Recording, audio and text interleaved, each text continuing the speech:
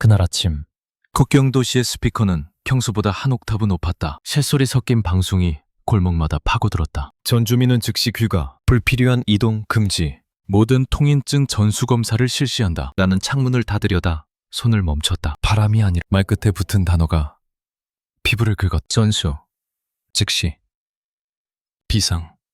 세관은 원래도 잠그는 곳이 많았다. 하지만 그날은 문이 아니라 숨구멍이 닫히는 느낌이었다. 나는 국경세관, 통관 검사관이었다. 사람들은 우리를 도장 찍는 인간이라고 불렀다. 서류를 넘기고 보민을 확인하고 통관 명단의 줄을 하나씩 따라가며 검사 도장을 찍는다. 도장 아래에는 날짜와 검사관 번호 그리고 붉은 잉크가 남는다. 그 흔적 하나가 누군가의 생계를 살리기도 가족을 굶기기도 했다. 그런 나조차 처음 보는 종류의 공기가 있었다. 세관 마당에 들어서는 순간 경비대의 눈빛이 달라져 있었다. 암호복을 입은 반역팀이 아니라 보위부 합동조의 그림자였다. 말이 없었다. 대신 모든 사람이 숨을 짧게 쉬었다. 검사관 동무, 오늘은 명단부터. 내 상관은 내 얼굴을 보지 않았다. 내 이름 대신 직무만 불렀다. 책상 위에는 통관 명단 두께가 평소의 2배였다. 종이가 아니라 죄가 쌓인 것처럼 무거웠다. 그리고 그 가운데 누군가가 붉은 펜으로 남긴 X 표시가 보였다. 나는 손끝으로 그 표식을 건드릴 뻔했다가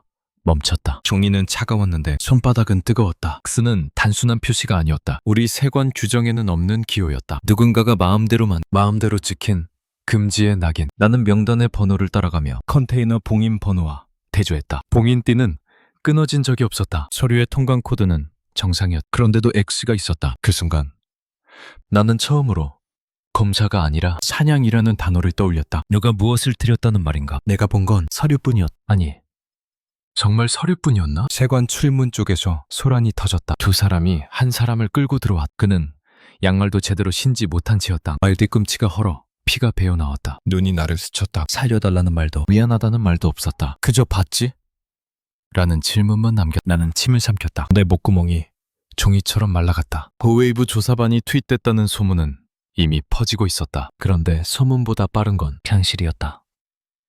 현실은 사람을 끌어왔다. 상관이 낮게 말했다. 오늘부터 기록은 2벌이다. 하나는 공시, 하나는 아는 대로. 그 말 뒤에는 늘 같은 그림자가 붙었다. 알아서 살아남아라. 내가 펜을 들어 도장을 찍는 순간 도장은 더 이상 직무가 아니었다. 선택이었다. 나는 도장대 옆에 놓인 붉은 잉크병을 바라봤다. 유리병 속 잉크가 미세하게 흔들렸다. 내 손이 떨리고 있다는 뜻이었다. 그날 국경은 봉쇄되었다. 차량은 줄줄이 세워졌고 통행증 검사대는 밤까지 불을 끄지 않았다. 주민 감시망은 확정됐고 어느 집의 문도 편하게 열리지 않았다. 나는 세관의 철문이 닫히는 소리를 들었다. 쾅! 그 소리는 바깥이 아니라 내 안에서 울렸다. 왜 하필 지금인가? 왜 하필 X인가? 그리고 그 X는 누구를 향하고 있나? 나는 아직 몰랐다. 그 표식 하나가 내 삶 전체를 지우러 온다는 걸. 그리고 내가 검사관이라는 이름으로 얼마나 많은 거짓을 통과시켜왔는지. 이제야 세관의 침묵이 나를 향해 지문하기 시작했다는 것. 그날만큼 내가 늘 믿어온 절차가 아무 의미가 없었다. 우리는 규정이라는 이름으로 스스로를 보호한다고 생각했다. 하지만 규정은 종이였고 그 종이는 누군가의 손에 쉽게 찢겼다. X는 그 찢긴 자리에서 태어난 표식이었다. 나는 내 검사대 서랍을 열었다. 공인용 핀셋, 스테이플 제거기, 번호 대조용, 루페, 늘 같은 도구들. 그런데 그날은 도구들이 낯설었다. 마치 이것들이 내 손을 증명해주지 못할 거라는 듯. 나는 잠깐 집에 있는 딸아이 얼굴이 떠올랐다. 아침에 씻기지도 못한 얼굴로. 아버지, 오늘도 늦어? 묻던 목소리. 그 질문이 왜 이렇게 가슴을 찔렀을까? 늦는 게 문제가 아니라 돌아갈 수 있느냐가 문제가 되는 날이 오고 있었다. 문득 이런 생각이 들었다. 만약 X가 내가 모르는 물건을 뜻한다면 그 물건은 이미 국경을 넘었고 그 죄는 이제 사람에게 붙을 것이다. 그 사람은 나일 수도 있다. 나는 다시 명단을 넘겼다. 손가락 끝이 종이에서 마찰음을 냈다. 사소한 소리인데도 그날 세관에서는 총성처럼 크게 들렸다. 그리고 나는 그 소리 사이에서 내 이름이 지워지는 감각을 들었다. 밖에서는 또 다른 방송이 반복됐다. 비상소집, 야간 검문 강. 같은 문장이 사람들의 하루를 잘게 잘랐다. 누군가는 시장에 가지 못했고 누군가는 약을 구하지 못했다. 국경의 철조망보다 더 촘촘한 건 두려움이었다. 나는 그 두려움을 처음으로 내 직업의 냄새로 맡았다. 그리고 그 냄새는 오래 지워지지 않았다. 그날부터 정확히 다음 이야기에서 그날의 X가 무엇을 의미했는지 끝까지 따라가 보겠다. 놓치지 말아달라. 그 일은 항상 평소처럼 시작됐다. 평소처럼 아침에 물을 데우고, 평소처럼 쌀을 한 줌 덜어내고, 평소처럼 옷깃을 세웠다. 하지만 그 평소라는 말이 그때 우리에겐 가장 잔인한 위전이었다. 나는 국경세관 통관검사관이라는 직함을 달고 살았지만 집으로 돌아오면 그저 한 집의 가장이었다. 좁은 방 한 칸에 가족이 숨을 섞어 살았다. 딸은 내 도장을 신기한 장난감처럼 바라봤고, 아내는 내 손톱 밑에 남은 붉은 잉크를 보고 한숨을 쉬었다. 또 안 지웠네.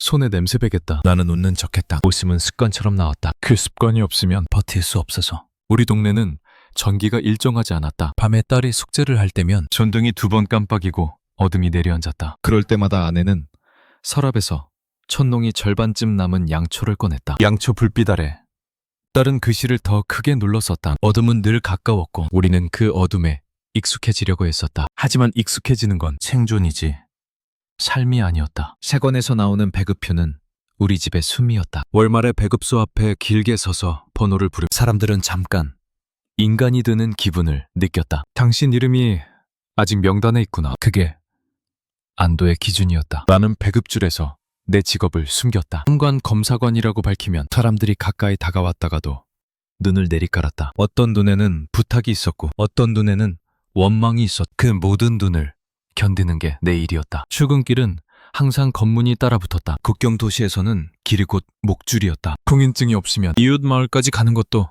죄가 됐다. 검문소에서는 작은 책상 하나와 붉은 도장이 있었다. 아이러니하게도 그 도장이 내 손의 도장과 같은 소리를 냈다. 통행증.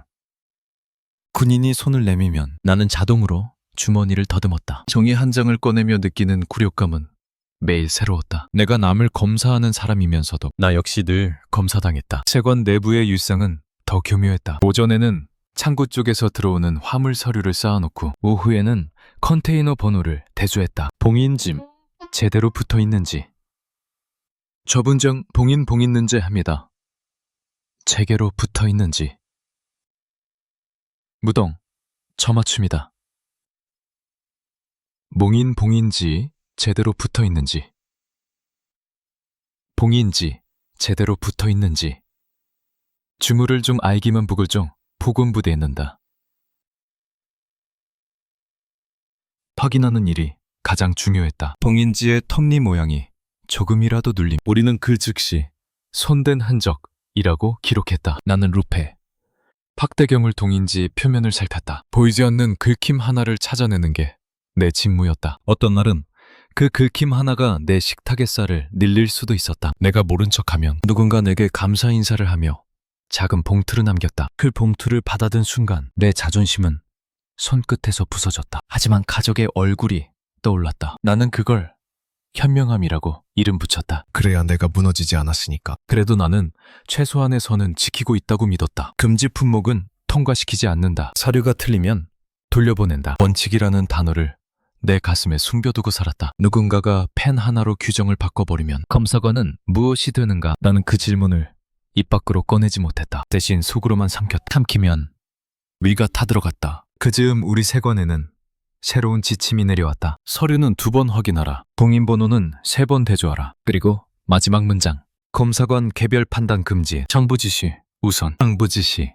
그 말이 모든 것을 덮었다. 누구도 정확히 묻지 않았다. 정확히 묻는 순간 눈에 띄기 때문이다. 어느 날 점심시간에 내가 평소처럼 자리에 앉아 명단을 넘기는데 서류 한 장에 종이 질감이 달랐다. 아주 미세하게 두꺼웠고 잉크가 조금 더 번져 있었다. 나는 본능적으로 그 종이를 손끝으로 문질렀다. 수입 품목 표기란에 보통 쓰지 않는 약어가 있었다. 그리고 하단 통관 담당자 사인 옆에 지워진 흔적, 칼로 긁어낸 듯한 작은 흰 상처. 나는 숨을 삼켰다. 이건 서류가 아니라 누군가의 조작이었다. 그날 집에 돌아왔을 때 딸은 빈 그릇을 들고 내게 달려왔다. 아버지, 오늘은 고기 없어? 나는 웃다가 목이 막혔다. 다음에 먹자.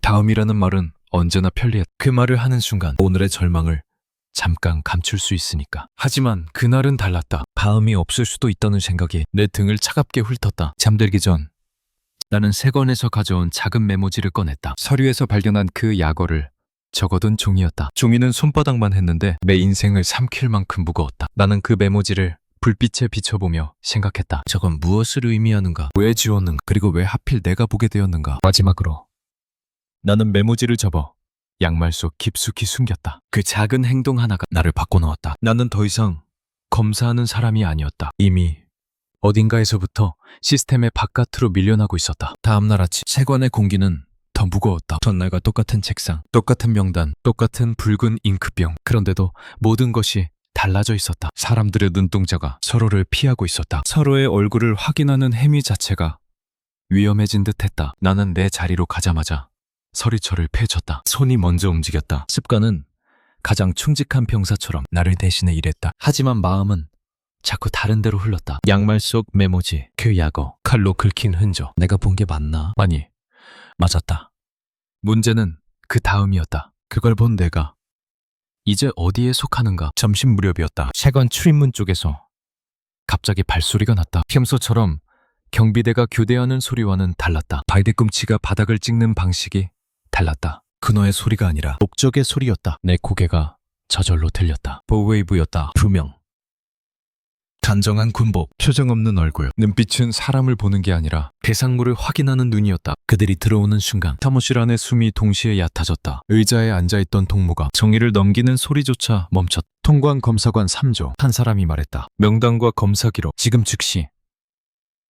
나는 반사적으로 일어섰다. 내 심장이 허리띠 안에서 불규칙하게 뛰었다. 상관이 나서려고 했지만 보웨이브의 시선이 그를 눌렀다. 당신 말고 검사관들.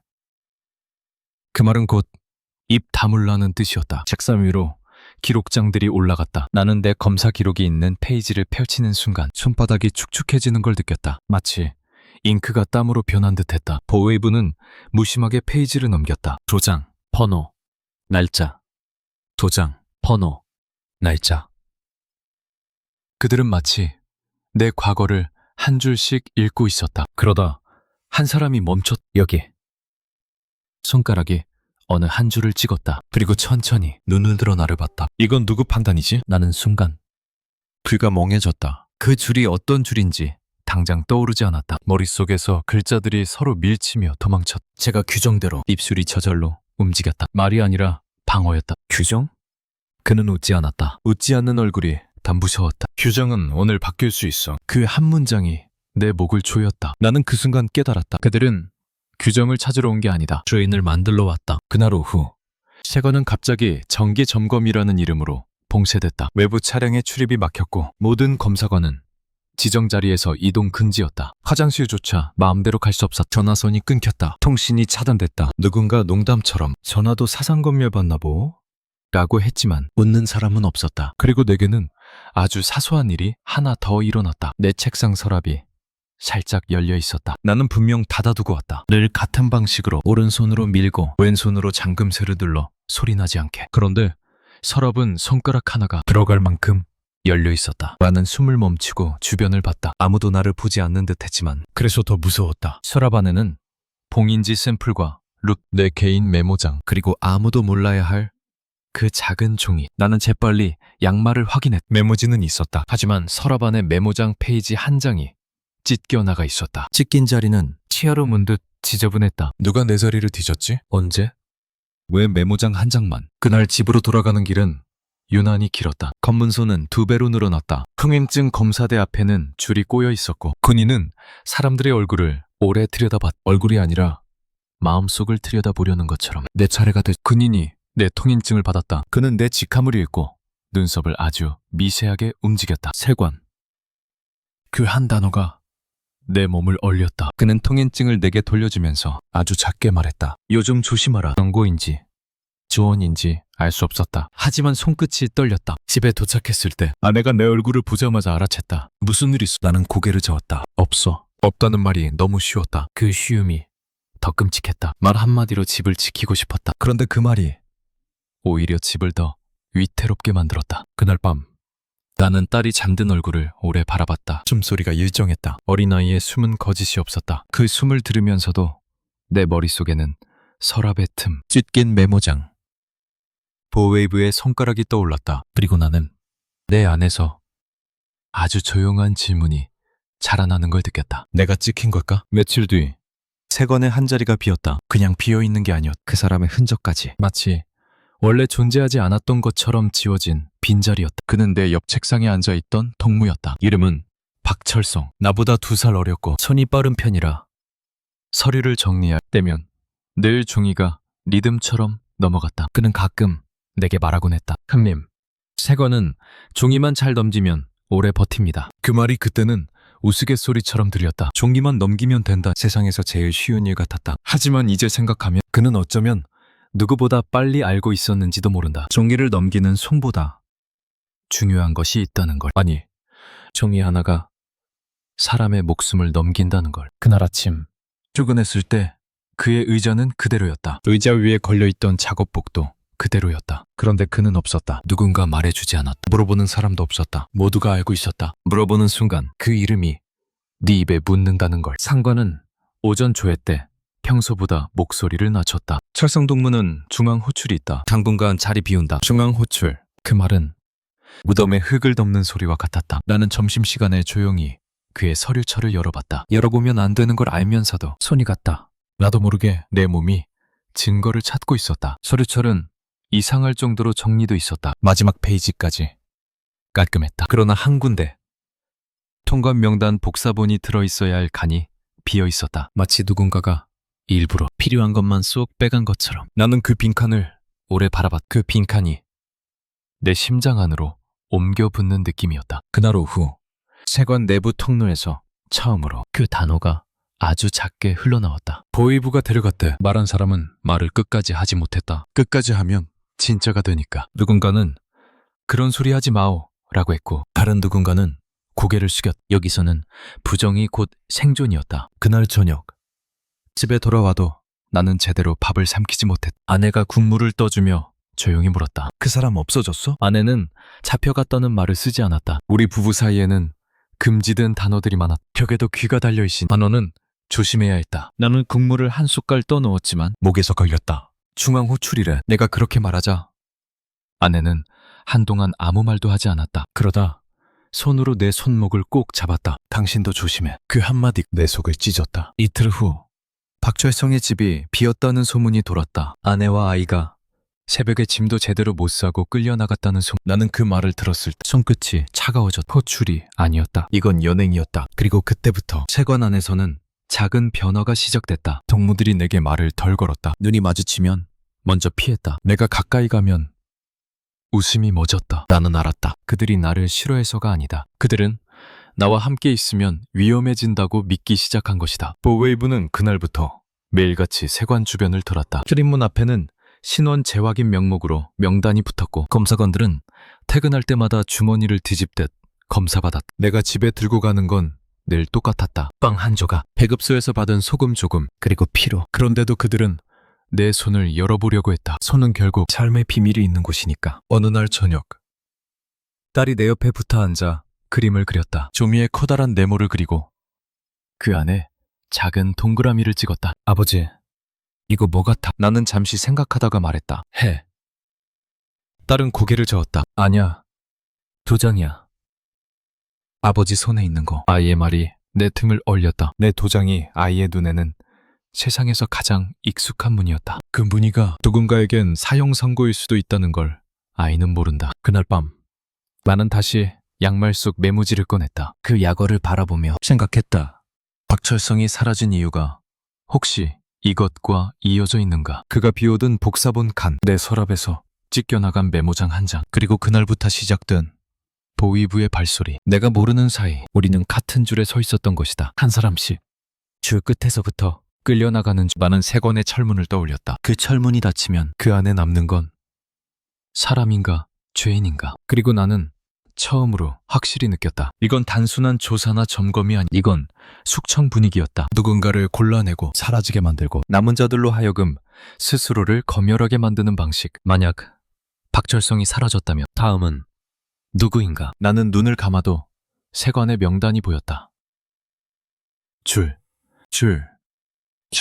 그리고 더 무서운 건 그 이름 옆에 언젠가 X 표시가 그려질지도 모른다는 생각이었다. 사람이 정말 무서운 순간은 누가 나를 지켜보고 있는지 확인되는 순간이 아니었다. 오히려 아무도 나를 보지 않는 것 같은데도 내 모든 행동이 누군가에게 이미 보고되고 있다는 확신이 들 때였다. 박철성이 사라진 뒤 나는 걷는 법부터 달라졌다. 세관까지 가는 길은 늘 같았다. 그러나 나는 같은 길을 다른 속도로 걸었다. 골목의 그림자마다 멈칫했고 담벼락에 기대선 노인도 지나치지 못했다. 내가 불안해진 탓인지 세상 자체가 낯선 얼굴로 변한 탓인지 구분이 되지 않았다. 그날 아침 검문소 앞에는 새 표지판이 세워져 있었다. 이동 제한 강화, 지정구역 외 통행 금지. 종이에 적힌 문장이었지만 사람들의 발목을 조이는 쇠사슬처럼 느껴졌다. 통행증 검사는 더 오래 걸렸다. 본인은 내 통행증을 받자마자 손가락으로 종이 표면을 문질렀다. 미조 흔적을 찾는 게 아니라 내 체온을 재는 것 같았다. 얼굴 들어.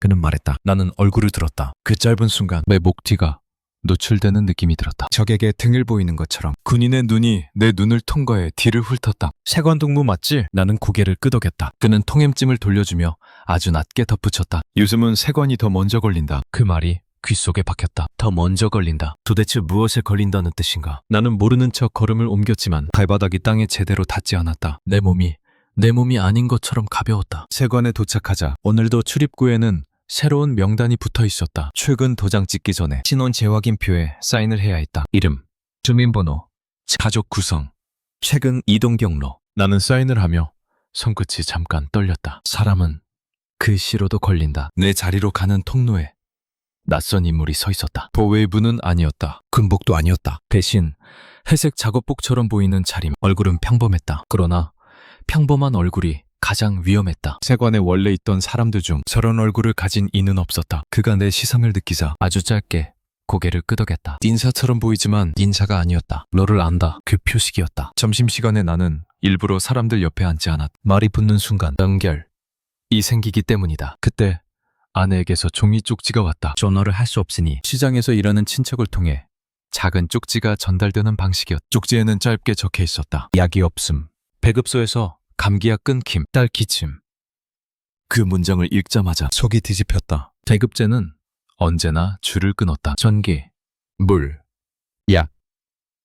어느 하나 안정된 적이 없었다. 그런데 지금은 약이 끊긴 것보다 약을 구하러 움직이는 것 자체가 위험한 일이 돼버렸다. 이동 제한이 강해지면 약국으로 가는 길조차 검문을 통과해야 했다. 나는 딸의 기침 소리를 떠올렸다. 밤마다 작은 몸이 움찔움찔 떨리던 그 장면이 내 마음을 끌고 갔다. 오후 업무 중 나는 실수를 하지 않으려고 숨까지 조절했다. 봉인번호 대조를 할 때도 로페를 드는 손의 각도를 일정하게 맞췄다. 작은 틈을 보여서는 안 된다. 그때였다. 서리철 아래에 얇은 종이가 끼워져 있는 게 보였다. 누군가 일부러 넣어둔 듯한 위치. 나는 주변을 훑었다. 아무도 나를 보지 않는 듯 했지만 그래서 더 확신이 들었다. 누군가는 보고 있다. 나는 종이를 살짝 빼냈. 거기에는 단 한 줄만 적혀 있었다. 너도 봤지? 글씨는 삐뚤었다. 어린아이의 글씨처럼도 보였다. 그러나 뜻은 너무 정확했. 내 머리카락이 한순간에 곤두서는 느낌이 들었다. 내가 봤다는 건 무엇인가? X 표시, 약어, 긁힌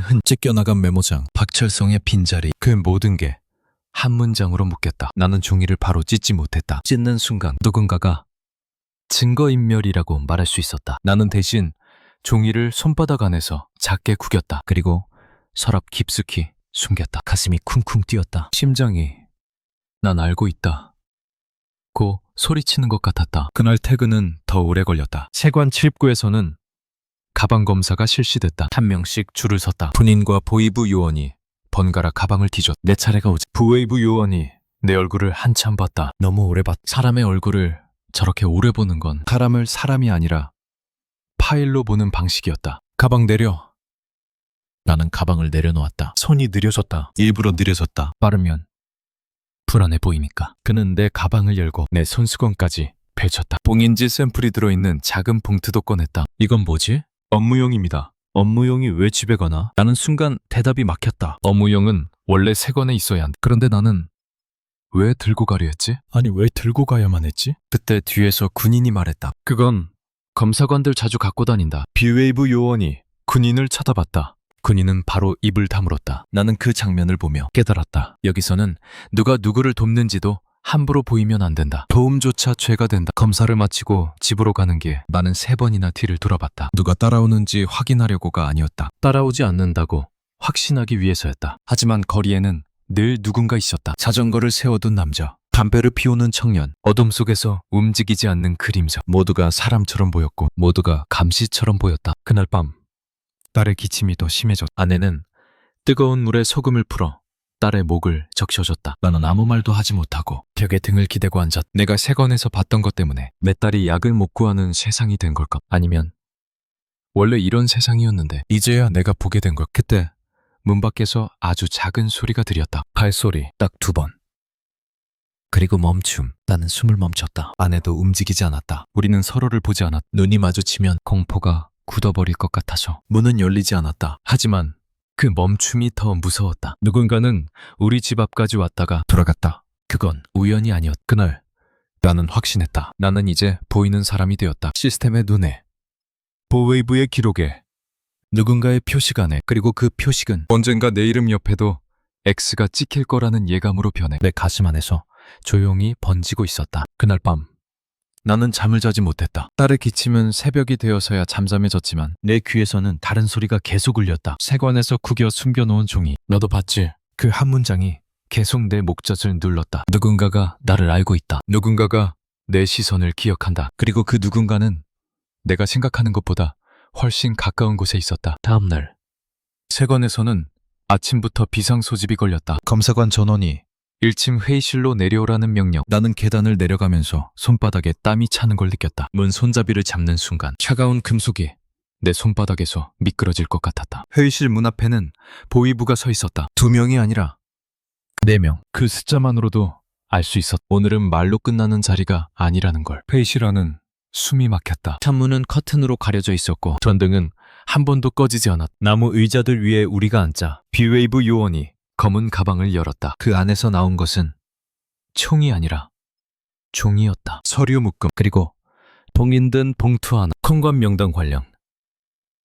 그는 봉투를 들어보이며 말했다. 최근 기관 기록 중 조작 의심건이 있다. 조작. 그 단어가 떨어지는 순간 우리 모두의 목이 동시에 굳었다. 세관에서 조작은 단순한 위법이 아니었다. 사상 문제로 연결될 수 있었다. 누구의 지시였든 최종적으로 도장 찍은 사람의 죄가 된다. 왜곡.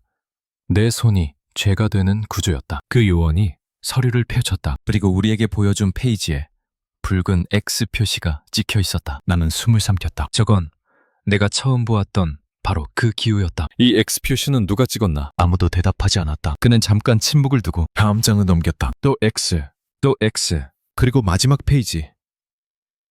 내 검사 번호가 적혀 있었다. 내 시야가 순간 흔들렸다. 종이가 흔들린 건지 내 눈이 흔들린 건지 모르겠다. 비웨이브 요원이 내 이름을 불렀다. 동무, 앞으로 나오라. 나는 의자에서 일어섰다. 무릎이 어색하게 펴졌다. 회의실 바닥이 갑자기 꺼질 것 같았다. 앞으로 나가는 몇 걸음, 국경을 건너는 거리처럼 길었다. 그들이 내 앞에 서류 한 장을 내밀었다. 보웨이브 요원의 손가락이 그 칸을 짚었다. 이 약어, 이건 어디서 배웠나? 그 약어, 내가 양말 속에 숨겨둔 그 단어. 나는 목소리를 낼 수가 없었다. 입을 열면 내 속이 다 쏟아질 것 같았다. 모릅니다. 겨우 한마디가 나왔다. 보웨이브 요원은 눈을 좁혔다. 모른다? 그리고 아주 조용히 그러나 확실하게 말했다. 모르면 더 위험하지. 그 말이 내 뒤통수를 때렸다. 모르는 건 죄가 아니다라는 믿음은 여기서 통하지 않았다. 모르면 책임을 뒤집어 쓰는 방식, 모르면 희생양이 되는 방식. 그들은 누군가를 필요로 했고 나는 지금 가장 편한 사람이 될 수 있었다. 회의는 그렇게 끝나지 않았다. 그들은 우리를 돌려보내며 말했다. 오늘부터 기록 삭제 명령이 내려왔다. 모든 검사 관련 개인 메모는 즉시 제출할. 기록 삭제. 내 심장이 내려앉았다. 나는 알고 있었다. 기록이 지워지는 순간 남는 건 사람의 말뿐이다. 그리고 사람의 말은 언제든 거짓으로 박힌다. 기록이 없으면 누가 어떤 지시를 했는지 증명할 길이 없다. 그때부터 죄는 아래로 떨어진다. 가장 아래 도장 찍는 손으로 나는 자리로 돌아와 서랍을 열었다. 내 개인 메모장. 거기에는 그 약어의 의미를 추적한 흔적이 있었다. 서류의 긁힌 자리에 대한 기록, 박철성, 서류철의 빈칸, 날짜와 번호. 나는 메모장을 한 장씩 넘기며 생각했다. 이걸 내면 나는 살까? 오히려 더 빨리 죽겠지. 이건 협조가 아니라 자백이 될 것이다. 그때 누군가가 내 옆자리에 앉았다. 평소 내게 말을 걸지 않던 동무였다. 그는 내 눈을 보지 않고 입술만 움직였다. 형님, 저녁에 집으로 바로 가지 마오. 짧았다. 딱 한 문장. 그리고 그는 아무 일 없다는 듯 자리에서 일어나 떠났다. 나는 그 말을 곱씹었다. 집으로 바로 가지 마오. 그 말 속에는 두 가지가 들어있었다. 하나는 도망칠 길이 있다는 뜻, 다른 하나는 집이 위험하다는 뜻. 퇴근 시간, 세관 밖으로 나오자 바람이 차가웠다. 겨울의 냄새가 뼈에 달라붙었다. 그런데 오늘은 그 추위보다 사람들의 시선이 더 차가웠다. 나는 일부러 시장 쪽으로 방향을 틀었다. 집으로 곧장 가면 안 된다. 그러나 시장 골목 입구에서 내가 가장 피하고 싶은 얼굴을 봤다. 내 아내의 사촌 오빠. 세관 물품 납품을 맡는 중간상. 그는 내게 다가오며 억지 웃음을 지었다. 검사관 동무, 잠깐만.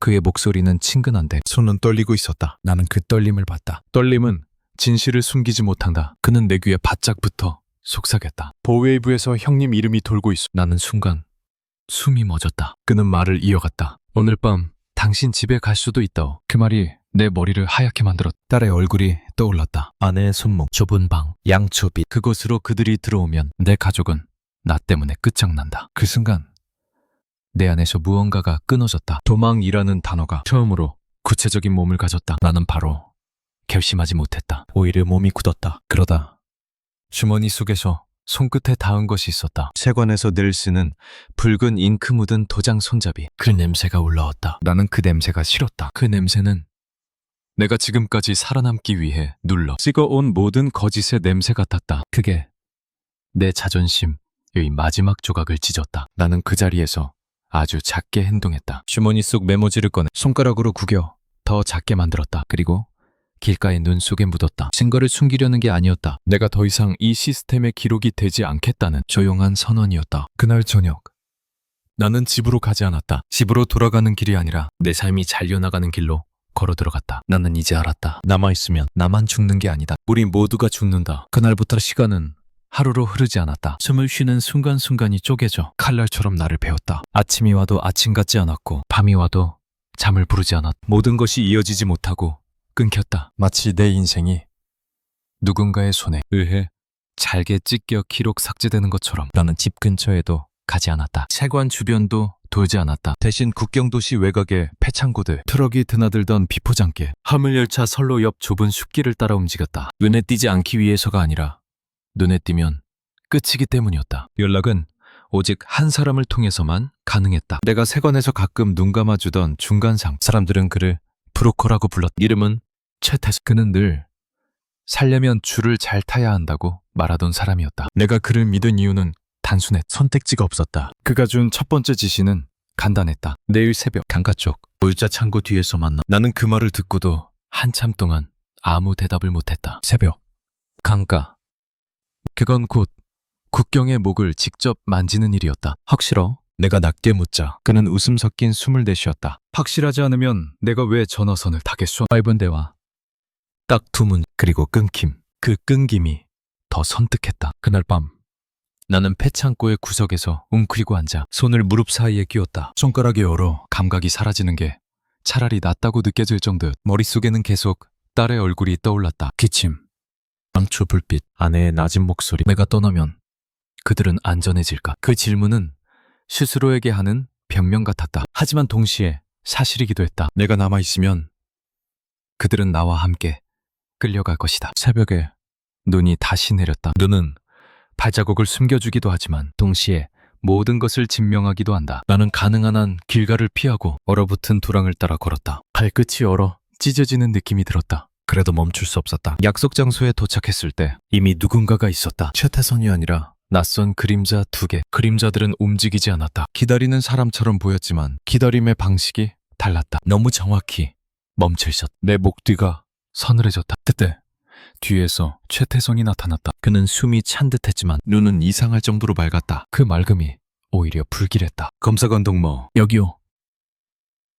그는 나를 그림자 쪽으로 이끌었다. 나는 한 걸음 멈췄다. 저 사람들은 누구요? 최태선이 대답 대신 어깨를 으쓱했다. 길을 안내할 사람들. 길 안내. 그 말이 내 귀에서는 손잡이가 아니라 수갑으로 들렸다. 그 순간 아주 작은 반사처럼 기억이 튀어올랐다. 박철성이 사라지기 전날 그가 내게 했던 말. 형님, 세관은 종이만 잘 넘기면 오래 버팁니다. 그게 왜 지금 떠오르지? 아니 왜 하필 지금? 내 속에서 무언가가 빠르게 연결됐다. 나는 최태성의 얼굴을 다시 봤다. 그의 눈동자 속에는 두려움이 없었다. 두려움이 없는 사람은 두 종류다. 이미 모든 걸 잃은 사람 혹은 이미 다른 편에 선 사람. 그때 그림자 중 하나가 앞으로 나왔다. 그는 내게 손을 내밀었다. 신분 확인.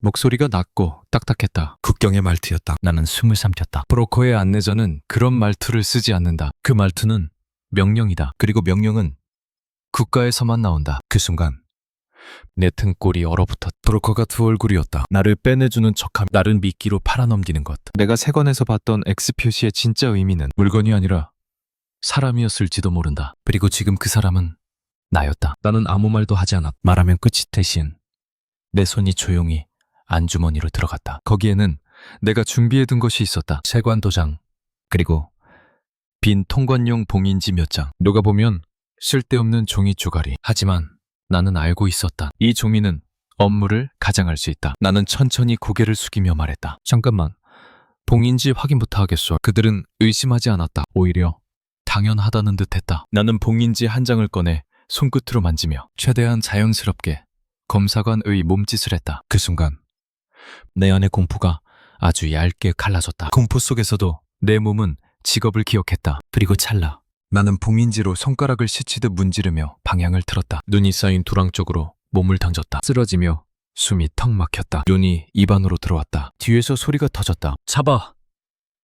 짧고 거친 외침. 그 외침은 확신이었다. 이제 숨길 것도 없다는 확신. 나는 도랑을 기어나와 숲 쪽으로 달렸다. 발이 미끄러졌다. 무릎이 깨졌다. 피가 얼음 위에 떨어졌다. 하지만 멈출 수 없었다. 한 사람만 들키면 끝이 아니라 내가 들키면 가족까지 끝이었다. 그날 나는 처음으로 깨달았다. 도망은 다리가 아니라 마음으로 뛰는 것이다. 그리고 그 마음은 지금 너무 늦게 깨어났다. 숲속 깊이 들어가 숨을 고르며 나는 마지막으로 선택해야 했다. 이제 누구도 믿을 수 없. 브로커조차. 그러면 남는 건 내가 가진 유일한 기회. 나는 품속에서 작은 종이를 꺼냈다. 세관 통관 명단에서 베껴둔 번호의 일부, 그리고 내가 기억해둔 국경 쪽 운송대의 교대 시간. 나는 그 종이를 손바닥 안에서 펴고 다시 접었다. 접는 횟수는 딱 3번. 그건 암호였다. 내가 내일 밤 운송대 행렬에 섞여 이동하겠다는 신호. 그렇게 나는 준비했다. 돈도 아니고 무기도 아니고 시간표와 종이 한 장으로, 그리고 마음속으로 아주 조용히 말했다. 이제부터는 돌아갈 수 없다. 도망치는 동안에도 내 귀에는 종이 넘기는 소리가 들렸다. 숲의 바람 소리가 아니라 통관 명단의 페이지가 넘어가던 그 건조한 소리. 나는 그 소리를 떨쳐내려 눈을 감았지만 눈을 감을수록 더 선명해졌다. 종이에 찍힌 붉은 X 표시가 어둠 속에서 살아있는 것처럼 떠올랐다. 그날 밤 나는 국경 외곽의 작은 양곡 창고 뒤편에서 몸을 숨겼다. 바닥은 얼어 있었고 숨을 내쉴 때마다 입김이 하얗게 튀었다. 살아있는 증거가 되면 안 되니까 나는 숨소리까지 주겠다. 그런데도 심장은 너무 크게 뛰었다. 마치 내 가슴이 위치를 알리는 신호탄 같았다. 새벽 무렵 내가 숨은 곳 근처로 트럭 2대가 지나갔다. 트럭 옆면에는 특수보급이라는 글씨가 희미하게 남아있었다. 원래 국경 도시에서는 흔한 표식이었다. 군부나 중앙기관 물자. 누군가는 배급이 끊겨도 누군가는 늘 채워지는 물자. 나는 그 표식을 보는 순간 그건 단순한 코드가 아니었다. 특수와 연결된 표시였다. 나는 갑자기 이해하기 시작했다. X 표시는 금지가 아니라 선별이었다. 통과시키기 위해 붙이는 표시. 누구의 손도 대지 말라는 표시. 검사관이 규정대로 만지면 오히려 문제가 되는 표시. 그럼 무엇을 드렸나? 그 질문의 답은 물건 자체가 아니었다. 그 물건이 가는 곳이었다. 며칠 전 세관 회의실에서 보위부 요원이 던졌던 한 문장. 모르면 더 위험하지. 그 말의 뜻을 이제야 알 것 같았다. 그들은 우리가 모르게 하고 싶었다. 모른 채 도장을 찍게 하고 싶었다. 나중에 문제가 터지면 손쉽게 아래를 자르려고. 그날 내가 본 서류에 긁힌 흔적. 찢겨나간 메모장 한 장. 박철성, 서류철의 빈칸. 이건 모두 누군가의 실수가 아니었다. 지우는 작업이었다. 나는 떨리는 손으로 내가 숨겨두었던 기억을 하나씩 꺼냈다. 통관 명단의 품목란, 흔히 쓰지 않는 약어, 수입처가 비어있고 대신 오해 경로처럼 보이는 중간 지명이 붙어 있었던 것. 그리고 수량. 이상할 정도로 작았다. 컨테이너 하나에 넣기엔 너무 작은 수량. 작게, 자주. 그 방식은 숨기는 방식이었다. 그 안에는 의약품이 있었을지도 모른다. 정확히는 우리 주민들이 평생 만져보지도 못할 종류의 약. 외국 글자가 적힌 진공음박지, 알약 하나하나까지 따로 봉인된 특수 제품. 나는 세관 창고에서 잠깐 스쳐본 적이 있었다. 상자 하나가 바닥에 떨어지며 조금 열렸을 때 그 안에서 나온 것은 낯선 제게 작은 병이었다. 라벨은 외국말이었고 그 위에 급히 붙인 종이 스티커엔 단 한 줄 검사 금지. 그때 나는 손을 뻗지 않았다. 뻗는 순간 내 손이 잘릴 것 같아서. 하지만 내 눈은 봐버렸다. 그리고 보는 순간부터 나는 안전한 사람이 아니게 됐다. X는 바로 그 상자들이었다. 정상적인 통관 절차를 밟으면 안 되는 상자들. 누가 봐도 국가적 문제가 될 물건들. 그래서 명단은 지워지고 흔적은 긁히고 기록은 삭제됐다. 나는 그 사실을 알아차린 유일한 사람이 아니었을 것이다. 셔성도 봤을 것이다. 그래서 사라졌다. 그리고 나도 같은 길로 들어서 있었다. 그날 이후 국경도시의 분위기는 더 빠르게 변했다. 세관 내부에서는 암호가 바뀌었다. 무전 호출 부호가 새로 지정됐다. 출입문 비밀번호도 변경됐다. 밤마다 경비대가 2배로 늘었고 창고 쪽 통로는 특정 인원만 들어갈 수 있게 막혔다. 무엇보다도 이상했던 건 통신이 끊기는 시간이 생겼다는 점이었다. 저녁이 되면 동네에 전화선이 죽고 무전은 잡음만 남았다. 사람들은 전기가 약해져서라고 말했지만 나는 알았다. 전기가 아니라 입이 끊긴 것이었다. 내가 숨은 창고 안에서도 바깥에서는 확성기 소리가 반복됐다. 불순분자 색출, 주민 감시망 확대, 신원 재확인, 지시 불이행, 엄벌. 그 문장들이 도시의 모처럼 박혔다. 나는 그 모지 결국 내 가족에게도 박힐까봐 이를 악물었다. 이제 퍼즐이 맞춰졌다. 그들이 미친 듯이 움직인 이유, 뷰웨이브가 세관을 뒤집은 이유, X 표시가 존재하는 이유. 그건 단순한 밀수가 아니었다. 위에서 먹는 것과 아래가 굳는 현실을 가리는 물자였고 특정 사람들만 살아남기 위한 약이었다. 그리고 그 구조가 드러나는 순간 누군가의 권위가 무너진다. 그래서 그들은 사실을 지우려 했다. 사실이 아니라 목격자를 지우려 했다. 나는 입술을 깨물었다. 피맛이 났다. 그 피맛이 이상하게도 나를 깨웠다. 이제 나는 확실히 알았다. 내가 지금 도망치는 건 단지 목숨 때문만이 아니었다. 내 손이, 내 도장이, 내 직업이 누군가의 더러운 입을 닦아주는 천이 되는 걸 더는 견딜 수 없어서였다. 그러나 알게 된 순간 선택은 더 잔인해졌다. 내가 살아남아야 하는 이유는 분명해졌지만 내가 살아남기 위해 버려야 하는 것도 분명해졌으니까. 그리고 그날 밤 나는 또 하나의 사실을 깨달았다. 최태성이 나를 판 이유도 그 X가 가리키는 물건이 너무 크기 때문이었다. 사람 하나쯤은 그 물건 앞에서 너무 가벼웠다. 나는 눈을 감고 속으로 질문했다. 정말로 나는 이 비밀을 들고 국경을 넘을 수 있을까? 내 가족은 아직 안전할까? 나 하나 살자고 모든 걸 무너뜨리는 건 아닐까? 그러나 질문은 곧 대답으로 바뀌었다. 이곳에 남으면 나는 결국 사라진 사람이 된다. 그건 내 의지와 상관없이 정해진 끝이었다. 그래서 나는 다음 단계를 준비하기 시작했다. 숨는 건 끝이 아니었다. 이제는 넘어야 했다. 나는 더 이상 도망자만은 아니었다. 도망자는 숨어 있으면 된다. 하지만 나는 알고 있었다. 내가 본 것, 내가 이해한 것, 그 X 표시의 의미는 내 몸을 따라다니는 그림자였다. 숨는다고 사라지지 않는다. 숨는 동안에도 누군가는 내 이름을 명단에서 지우고 있을 것이다. 그리고 지운 사람들은 반드시 나를 다시 찾으러 온다. 그래서 결론은 하나였다. 움직여야 한다. 국경을 건너든지 죽든지. 문제는 길이었다. 최태성 같은 브로커를 다시 믿을 수 없었다. 그의 미소는 이미 수갑의 형태로 내 손목에 남아있었다. 그렇다고 혼자 넘을 수도 없었다. 국경은 지도 위의 선이 아니라 살아있는 짐승이었. 길을 모르면 물어뜯긴다. 나는 결국 또 다른 줄을 잡아야 했다. 세관에서 일하며 알게 된 게 하나 있었다. 국경에는 사람의 길이 있고 물자의 길이 있다. 사람의 길은 검문소와 통행증으로 막혀있지만 물자의 길은 오히려 더 조용히 열린다. 특히 야간 운송대, 특수 보급 차량, 그리고 햇열에 붙는 도장 하나. 나는 며칠 전부터 머릿속에 저장해둔 교대 시간을 떠올렸다. 운송대는 새벽 5시 40분 국경 창고지대를 지나면서 검문을 받는. 그때 검문은 철저하지만 오히려 규칙적이다. 규칙이 있다는 건 틈이 있다는 뜻이었다. 그 틈을 타야 했다. 내가 숨은 양곡 창고 근처에서 나는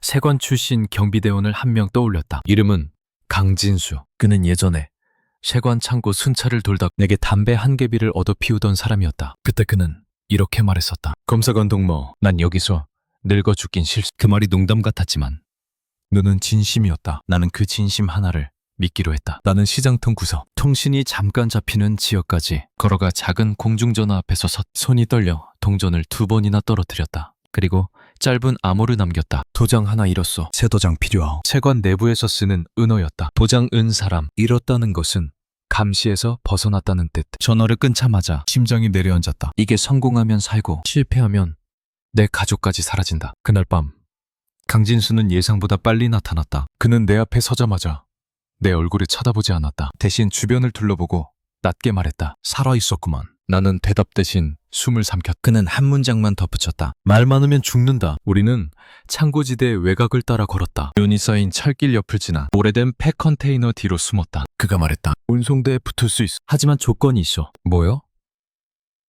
증거를 가져가면 안 돼. 나는 그 말에 심장이 쿵 내려앉았다. 증거. 내가 머릿속에 가진 것만으로도 충분하지 않을까? 하지만 그는 냉정하게 고개를 저었다. 머릿속은 뺏을 수 없지만 종이는 뺏긴다. 종이가 있으면 넌 죽는다. 그리고 내 가족도 죽는다. 그 말이 너무 현실적이라 오히려 믿음이 갔다. 나는 내 품속을 더듬었다. 세관 통관 명단에서 베껴둔 번호 일부가 적힌 작은 종이. 그걸 버리면 내가 본 것을 증명할 수 없다. 하지만 그걸 들고 있으면 내가 살아남을 수 없다. 세상에는 이런 선택들이 있다. 둘 다 틀린 것 같은데 하나를 골라야만 하는 선택. 나는 종이를 손에 쥐고 한참을 서 있었다. 그러다 종이를 천천히 찢었다. 3번, 4번, 가늘게. 그리고 바람에 흩뿌렸다. 종이 조각이 눈 위로 떨어졌다. 금방 젖어 사라졌다. 내가 내 손으로 내 확실함을 버리는 순간이었다. 그 순간 이상하게도 속이 비어졌고 비어진 만큼 공포가 더 크게 들어왔다. 강진수는 내 어깨를 툭 쳤다. 잘했어. 그 한마디가 내 가슴을 더 아프게 했다. 잘했다는 말이 왜 이렇게 슬프지? 나는 증거를 버리고 목숨을 선택했다. 그 다음은 준비였다. 준비는 영화처럼 화려하지 않았다. 오히려 지독하게 현실적이었다. 첫째, 옷. 운송대에 붙으려면 공무처럼 보여야 했다. 나는 세관에서 쓰던 낡은 작업복을 떠올렸다. 옷깃에 붙은 작은 표식. 세관, 검사라는 글자가 희미하게 남아있었다. 그걸 그대로 두면 위험하지만 그걸 떼면 더 위험하다. 공무원 흉내는 어설프면 죽는다. 강진수는 내 작업복 위에 군용 속옷을 덧입히게 했다. 밖에서 보면 다 똑같아. 둘째, 종이. 공인증은 없다. 하지만 운송대에는 운송서가 있다. 그 운송서를 만지는 사람은 많지 않다. 그 대신 검문소에서는 손에 기름 묻은 사람만 믿는다. 강진수는 내 손에 일부러 디젤 기름을 묻혔다. 냄새가 독했다. 하지만 그 냄새가 내 생명줄이 될 것이다. 셋째, 신호. 트럭이 멈추면 오른손을 2번 탄다. 검문소에서 질문받으면 대답하지 말고 종이만 내민다. 눈을 마주치지 말 것. 눈은 기억에 남는다. 기억은 곧 파일이 된다. 마지막으로 시간. 오늘 밤이 아니면 다음은 없다.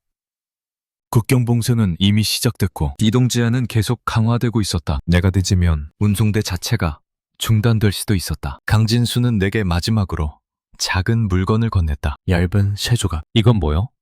봉인 끈게. 나는 숨을 삼켰다. 세관에서 봉인을 확인할 때 쓰는 도구와 비슷했다. 그가 말했다. 트럭 아래로 들어가야 할 때가 있을 거요. 그때 봉인선에 걸리면 피난도 못 친다. 그건 단순한 도구가 아니었다. 내가 살아남기 위한 손기술이었다. 내 직업의 마지막 잔재. 내가 도망치며 가져가는 유일한 전문성. 나는 쇠조각을 품속에 넣었다. 차가운 금속이 가심에 닿았다. 그 차가움이 오히려 나를 진정시켰다. 내가 할 수 있는 게 있다. 그 생각 하나가 숨을 다시 돌려줬다. 그리고 그날 밤이 왔다. 운송대가 출발하기 40분 전 바람이 거세졌다. 눈발이 더 굵어졌다. 세상이 소리를 줄이고 있었다. 강진수가 말했다. 이제 네가 결정하오. 나는 고개를 들었다. 어딘가 멀리서 트럭 엔진 소리가 들렸다. 그 소리가 마치 내 인생의 시동 같았다. 나는 마지막으로 물었다. 만약 들키면? 강진수는 아주 짧게 대답했다. 끝이지. 끝. 그 단어는 너무 간단해서 더 무서웠다. 하지만 나는 이미 알고 있었다. 끝을 피하려면 오늘이 시작이어야 한다. 나는 몸을 낮췄다. 그리고 어둠 속으로 운송대가 지나갈 길을 향해 한 걸음 내디뎠다. 밤은 유난히 길었다. 시계가 멈춘 것 같았다. 바람은 더 세게 불었고 눈발은 얼굴에 작은 바늘처럼 박혔다. 나는 팩 컨테이너 뒤에 몸을 웅크린 채 트럭 엔진 소리가 가까워졌다 멀어지는 걸 수십 번이나 들었다. 소리는 현실을 확인시키는 동시에 내 심장을 갉아먹었다. 지금이면 그냥 돌아가면 되지 않을까. 그 생각이 한 번 떠오르면 몸이 흔들렸다. 하지만 곧바로 다른 생각이 덮섰다. 돌아가면 어디로? 집은 이미 집이 아니었을지 모른다. 내가 없는 보웨이브가 문을 열고 들어갔을지 모른다. 아내의 손목이 잡혀 끌려갔을지 모른다. 딸이 울지도 못한 채 입이 막혔을지 모른다. 그 상상을 하는 순간 나는 다시 숨을 삼켰다. 나는 돌아갈 길을 스스로 끊어버린 사람이었다. 강진수는 내 옆에 앉아 있었다. 그는 눈을 감고도 잠들지 않았다. 숨이 너무 일정했다. 군인 출신은 공포를 숨쉬는 방식으로 숨긴다는 걸 그 말 알았다. 그가 아주 낮게 말했다. 엔진 소리 들리지? 나는 고개를 끄덕였다. 저 소리가 멈추면 네 인생도 멈춘다. 그 말은 협박이 아니라 사실이었다. 우리는 운송대가 지나갈 지점을 눈으로 확인했다. 검문소까지는 약 1.1리. 그 사이에 작은 창고 구역이 있고 거기서 트럭은 속도를 줄인 적재 확인을 위한 짧은 정차. 그 짧은 정차가 내 삶의 문틈이었다. 나는 손을 내 품속으로 넣어 새 조각을 만졌다. 봉인 끈게 차가운 감촉이 손가락을 깨웠다. 그 도구는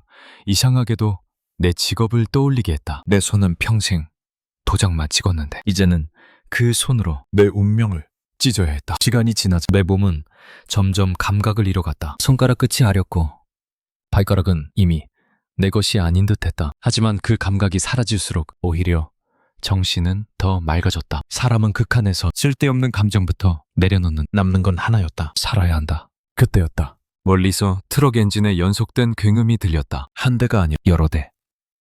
운송대가 출발했다. 가슴이 갑자기 커졌다. 심장이 늑골을 밀어내는 것 같았다. 나는 숨을 크게 들이마셨다가 바로 삼켰. 숨이 들키면 안 된다. 강진수가 내 팔꿈치를 툭 쳤다. 신호였다. 지금부터는 말하지 마라. 트럭 햇열이 보이기 시작했다. 희미한 전조등이 눈발을 뚫고 다가왔다. 눈빛처럼 얇고 날카로웠다. 첫 트럭이 창고 구역에 들어서자 속도를 줄였다. 그 순간 나는 땅에 바짝 엎드렸다. 차가운 눈이 얼굴에 달라붙었다. 등 속에서 냄새가 났다. 기름 냄새, 철 냄새, 먼지 냄새, 내가 살아온 국경의 냄새. 두 번째 트럭이 잠깐 멈췄다. 강진수가 내 등 뒤를 한번 눌렀다. 가라.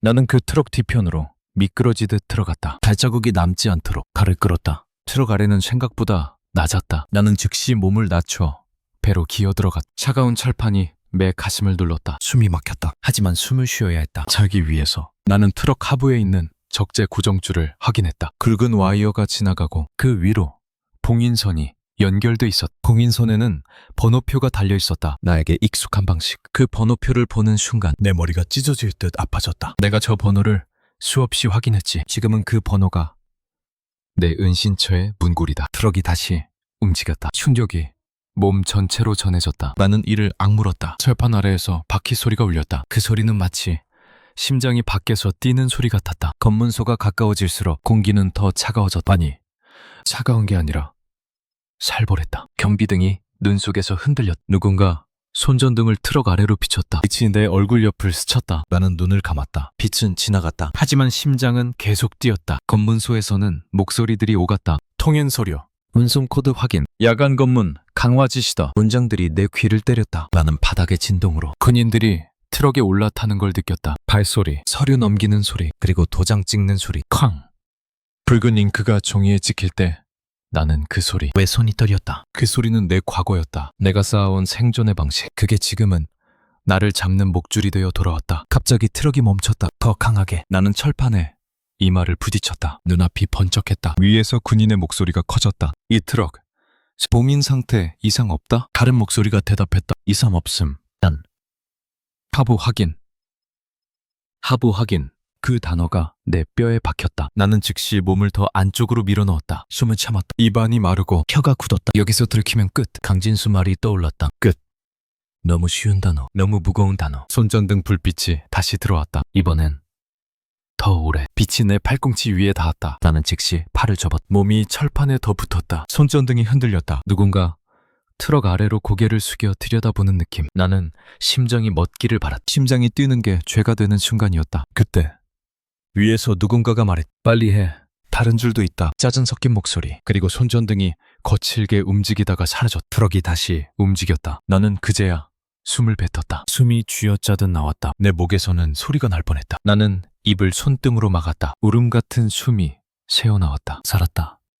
하지만 동시에 아직 아니다. 검문소를 통과했다고 끝이 아니었다. 국경은 여기서부터 진짜 시작이었다. 내가 붙은 트럭은 국경 산업지대로 향하고 있었다. 거기에는 더 높은 철조망, 더 촘촘한 감시등, 더 많은 총구가 있었다. 그리고 무엇보다 내가 가장 두려워하는 것, 내가 알고 있는 사람들이 거기에도 있다는 사실. 트럭은 산업지대 안쪽으로 더 깊게 들어갔다. 나는 철판 아래에서 방향을 계산했다. 왼쪽으로 꺾이면 창고구역, 오른쪽이면 강변 쪽 우회로. 강변, 뜸한강. 내 숨이 다시 얕아졌다. 나는 스스로에게 물었다. 정말 여기까지 왔는데 내가 끝까지 갈 수 있을까? 내가 국경을 넘는 순간 나는 누구로 남게 될까? 대답은 없었. 대답 대신 트럭이 다시 속도를 줄였다. 장진수가 말했던 짧은 정차 지점, 문틈.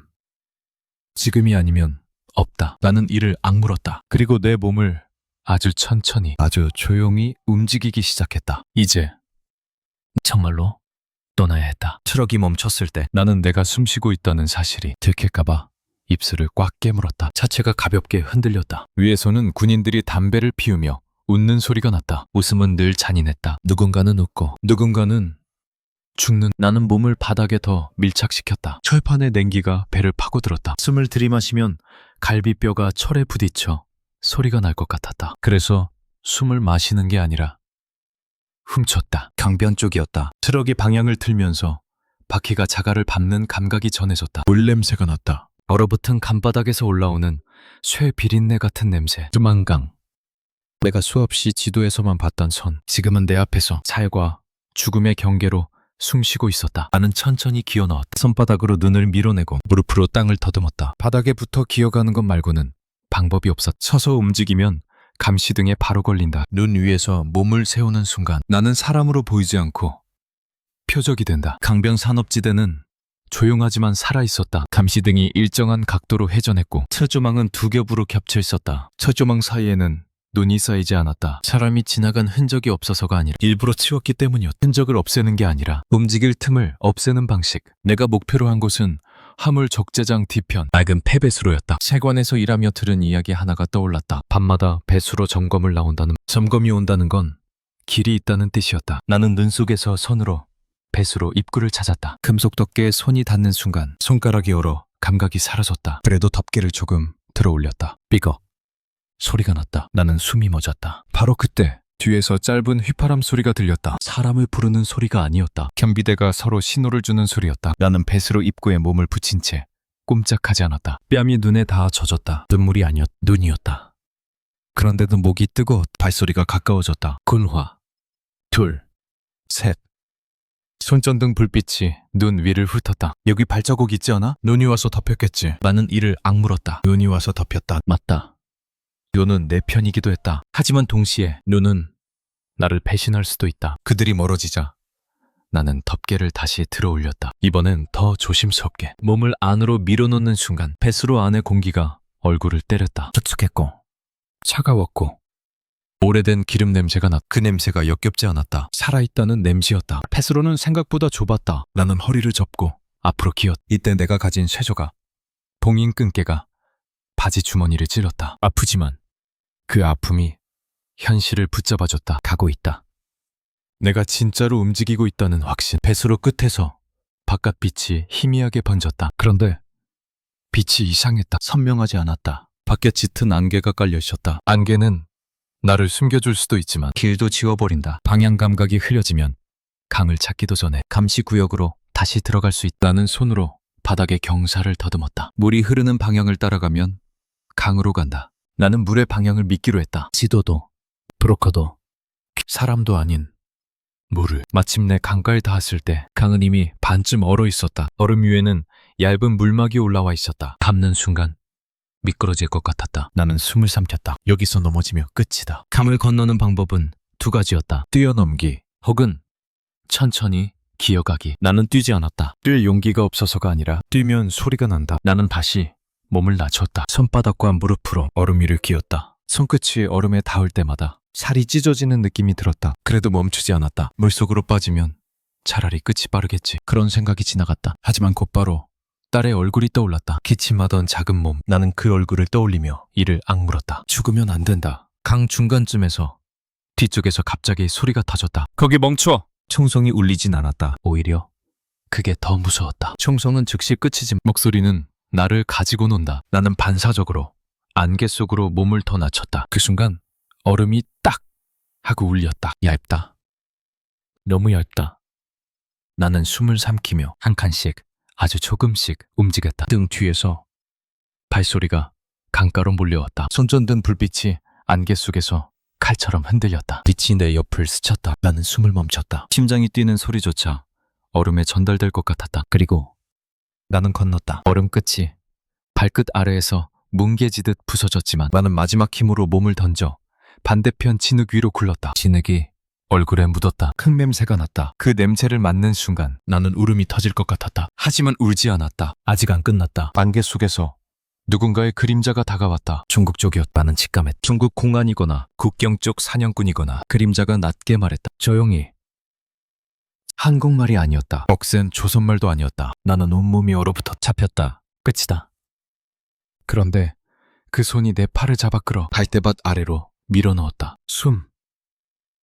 그 한 단어만. 나는 숨을 삼켰다. 갈대 사이로 손전등 불빛이 훑고 지나갔다. 누구인지 모를 그 사람은 내 입 앞을 손으로 막았다. 내 숨소리가 밖으로 새지 않게. 나는 그 손의 체온을 느꼈다. 따뜻했다. 따뜻한 게 더 무서웠다. 따뜻함은 믿게 만든다. 그날 밤 나는 강을 넘었지만 나는 아직도 도망자였다. 국경은 강에서 끝나지 않았다. 강을 넘는 순간 새로운 사냥이 시작된다는 걸 나는 갈대밭 아래에서 뼈로 깨달았다. 그날 밤 갈대밭 아래에서 나는 한동안 사람의 체온에 익숙해지지 못했다. 내 팔을 막고 내 숨을 가려준 그 손. 따뜻했지만 그 따뜻함이 내겐 위험의 다른 이름이었다. 북에서 따뜻한 손은 대부분 잡아끄는 손이었으니까 그 사람은 나를 말없이 데려갔다. 말이 없다는 건 신뢰가 아니라 규칙이었다. 소리가 나면 끝이. 우리는 갈대밭을 빠져나와 좁은 농로를 따라 걸었고 오래된 비닐하우스 뒤편 작은 창고로 들어갔다. 안에는 낡은 밥류와 물 그리고 마른 빵 조각이 있었다. 나는 빵을 입에 넣었지만 삼키지 못했다. 씹는 순간부터 목이 막혔다. 살기 위해 먹는 행위조차 너무 오랜만이라 몸이 받아들이지 못했다. 그는 내게 단 2마디만 했다. 기다려.